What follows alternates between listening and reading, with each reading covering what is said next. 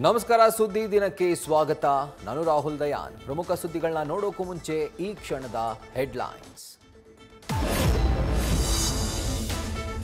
ಬಿಹಾರ ವಿಧಾನಸಭಾ ಕದನಕ್ಕೆ ತೆರೆ, ಹೊರಬಿತ್ತು ಮತದಾನೋತ್ತರ ಸಮೀಕ್ಷೆ. ಈ ಬಾರಿಯೂ ಎನ್ಡಿಎಗೆ ಅಧಿಕಾರ ಅಂತ ಎಕ್ಸಿಟ್ ಪೋಲ್ಗಳ ಭವಿಷ್ಯ. ಮಹಾಗಠಬಂಧನ್ ಕನಸಿಗೆ ಸಮೀಕ್ಷೆ ಶಾಕ್.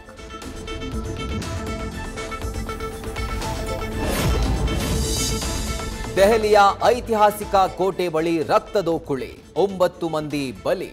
ಕಾರು ಸ್ಫೋಟದ ಒಂದೊಂದು ದೃಶ್ಯಗಳು ರಣಭೀಕರ. ಎನ್ಐಎಯಿಂದ ವಿಧ್ವಂಸಕ ಕೃತ್ಯದ ತನಿಖೆ ತೀವ್ರ.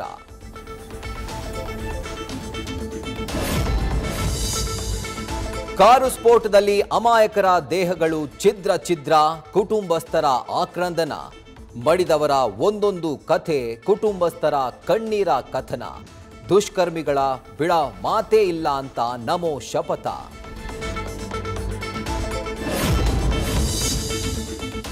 ದೆಹಲಿಯಲ್ಲಿ ಸ್ಫೋಟಕ್ಕೆ ಬಳಸಿದ ಕಾರಿನ ಹಿಂದೆ ಕರಾಳ ಸತ್ಯ.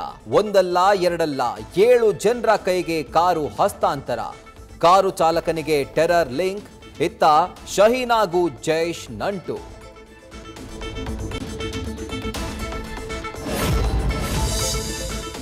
ದೆಹಲಿ ಸ್ಫೋಟದ ಬೆನ್ನಲ್ಲೇ ರಾಜ್ಯದಲ್ಲಿ ಹೈ ಅಲರ್ಟ್ ಘೋಷಣೆ. ದೆಹಲಿ ದುರಂತಕ್ಕೆ ಸಿಎಂ ಸಿದ್ದರಾಮಯ್ಯ ಆಘಾತ.